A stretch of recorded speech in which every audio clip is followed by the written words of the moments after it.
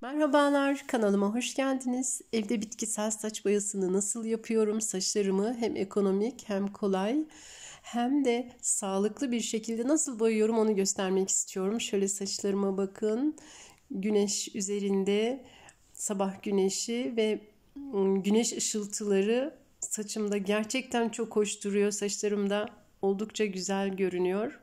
Biraz sonra size nasıl boyadığımı göstermek istiyorum. Saçlarım aslında çok az, ince telli ve hacimsiz ama hafif katlı saç kesimi tekniğiyle evde kendim kesiyorum ve böyle sanki saçlarım çok gür ve hacimli görünüyor. Aslında saçlarım çok az. 100'e yakın doğal saç boyama, doğal saç bakımı videom var. Orada da saçlarımı görürsünüz. Ama ben doğal saç boyamaya başlayalı 7 yıl olmuş ve bu 7 yıl içerisinde saçlarım gerçekten çoğalmış, hacim olarak çok artmış ve hiç uzamadığı kadar da saçlarım çok güzel uzadı diyebilirim. Şimdi hemen tarifime geçiyorum. Çivit otu var burada. Çivit otunu biraz bol çiçekli toplamışlar. Aslında şu yaprak kısmı içinde daha çok olsa idi çivit otuyla saç boyarken daha kahverengi tonlarında saç elde etmek mümkündü. Ama bu benim aldığımda çiçekli kısım daha fazla. Gövde var. Yaprak maalesef biraz az. Ama bu şekilde bile çok güzel saç boyuyor. Özellikle saçlarında beyazları çok olanların beyaz saçı kapatması için harika bir bitki. Biraz ceviz kabuğum var. Çivit otumun üzerine su ekledim ve kaynamaya bıraktım. Onu ayrı kaynatıyorum. Ben eve ceviz alırken böyle kabuklu ceviz alırım her zaman. Çünkü kabuklarıyla saçlarımı boyamak isterim. Cevizin kurutulmuş yeşil kabuğunu da kullanabilirsiniz. Yeşil ceviz kabuğunun tazesini de dondurucuya koyduysanız onu da kullanabilirsiniz. Ama yoksa böyle bu cevizin ağaç kabuğunu da kullanabilirsiniz. Cevizin ağaç kabuklarını doldurdum. Epeyce çok koydum. Şöyle yarım paket Türk kahvesi, 2 tatlı kaşığı tarçın ekledim. Lavanta koymak istiyorum. Biraz lavanta koydum. Şöyle bir avuç kadar ve 2 tatlı kaşığı da kakao ekledim. Üzerine su doldurdum. Yarım kapak yaparak ocakta yaklaşık 1,5-2 saat kaynatacağım. Çivit otum da kaynıyor. Onu da 1,5-2 saat kadar kaynatacağım. Şöyle çay da ekliyorum. Poşet çay koydum. Normal çay da koyabilirsiniz. Normal çaydan 2-3 yemek kaşığı koyabiliriz. Bakın çivit otum da çok güzel kaynamaya başladı. Suyunu da epey çekmiş. Suyunu çok çekerse çok az soğuk su ekleyebilirsiniz. Şöyle bir 5-6 tane de karanfil atıyorum. Böyle unuttuğumuz zaman içine ekleme yapabiliriz. Ekliyorum ben. Şimdi onları kaynattım, soğuttum ve hemen karışımımı hazırlıyorum. 100 gram doğal kına kullanıyorum. Normal kına ve çivit otu suyumla bu kabuklu sularından eşit miktarda şöyle azar azar koyarak kınamı iyice karıştırıyorum. İsterseniz bu suları süzebilirsiniz. Ben böyle zamanım yoktu. Boyamı hazırlamak için süzemedim. Buradan böyle bu şekilde süzüyorum ama kalanlarını süzerek bir pet şişeye alıp dondurucuya atıp daha sonra kullanmak üzere saklayacağım. Şöyle hazırladım. Doğal saç boyamı 2-3 saat dinlendireceğim. Daha sonra saçlarımı bir kez şampuan yaparak yıkayıp suyunu hafif aldıracağım havluya. Islak saçıma dipten uca bu doğal saç boyamı uygulayıp üzerine bir poşet geçirip bir tülbent, bir şapka takarak başımı sıcak tutarak 4-6 saat arası bekletip daha sonra ılık su ile saç kremi kullanarak şampuansız saçlarımı yıkayıp kurutacağım. Ve şöyle yıkadım, kuruttum. Toka takmıştım. Şöyle kendiliğinden de güzel doğal bir dalga oldu. Ve hemen şöyle sabah güneşinde yine balkonda şöyle videomu sizler için çektiriyorum. Video çektirmek benim için çok zor. Saç videolarımı kendim çektiğimde çok zorlanıyorum. Çektirecek kimseyi bulamıyorum. Güneş olmuyor. Güneş olduğunda çekecek kimse olmuyor. Ne olur kusuruma bakmayın.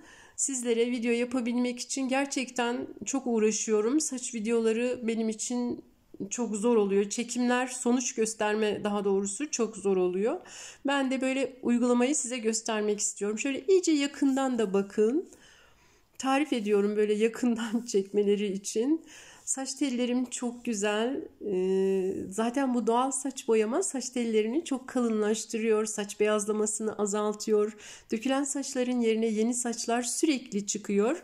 Tarçın eklediğim için saç kaşıntısı çok oluyor. Tarçınlı, kolajenli, mayalı tariflerimde gerçekten saç kaşıntısı çok olur. Korkmayın. Bu iyi bir şey. Yeni saçlarınız geliyor demektir. Saç kaşıntısından şöyle bir hafta 10 gün sonra saçınızın diplerinde minik minik saçlar geldiğini görürsünüz. Onları iyi koruyun. Doğal saç bakımı videolarımı izleyerek nasıl koruyacağınızı öğrenin. Şimdi şöyle evin içinde güneş olmayan bir yerde de saçlarım bu şekilde görünüyor. Gerçekten çok hoş bir kahverengi tonu elde edebilirsiniz. Saçlarınızın boyayı iyi alabilmesi için lütfen iyi beslenin. Keratin yönünden zengin gıdalar tüketin. Böylece saç telleriniz boyayı daha iyi alır. Şöyle gözünüz saçlarımda olsun. Kulağınız bende olsun. Saçlarımın renginin de tellerinin de ne kadar güzel olduğunu görmenizi istiyorum. Gerçekten her ışıkta farklı duran çok harika renk tonları elde etmek mümkün doğal saç boyama ile.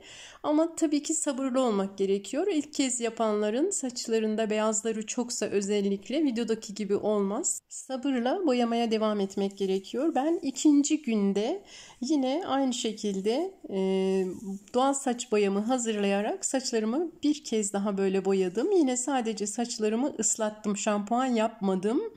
Ve ıslak saçıma doğal saç boyasını sürüp yine 4-6 saat arası bekletip saç kremiyle yine şampuansız yıkadım, kuruttum ve şimdi buradan sonrasında da ikinci boyamayı da görüyorsunuz. Çivit otu kullanarak yaptığınız doğal saç boyamalarınızı normalde yaptığınız doğal saç boyamalarınızda rengin oturması için böyle 2 gün üst üste yapabilirsiniz. O zaman diplerdeki beyazlar daha iyi kapanır. Çivit otu gerçekten diplerdeki beyazların turuncu olmasını çok güzel önlüyor diyebilirim. Doğal saç boyamada başarıyı elde etmek sabırla boyamaya devam etmekle mümkün. Kesinlikle bir kez sürerek videodaki gibi olmasını beklemeyin. Söylemiştim 7 yıl olmuş. Size bir videoda da doğal saç boyamaya nasıl başladığımı anlatmak istiyorum. Diplerle uçlar arasında fark olmaması için doğal saç boyamayı mutlaka dipten beyazlar gelmeden önce yapmak gerekiyor. Haftada bir ya da 10 günde bir dip boya yaparak, ayda bir ya da 2 ayda bir de tam boya yaparak diplerle uçlar arasındaki farkı çok güzel kapatabilirsiniz. İşte dediğim gibi sabırlı olmak gerekiyor. Sabır, sabır, sabır diyorum. Doğal saç boyama bir seferlik değil, bir yaşam biçimidir. Ve her böyle aynaya baktığınızda enerjinizin, moralinizin düzelmesi için saçlarınıza ve cildinize çok iyi bakın. Benimle birlikte saçlarını boyayan herkese kucak dolusu sevgiler, saygılar, selamlar gönderiyorum. Işıl ışıl ipek gibi saçlarınız olsun.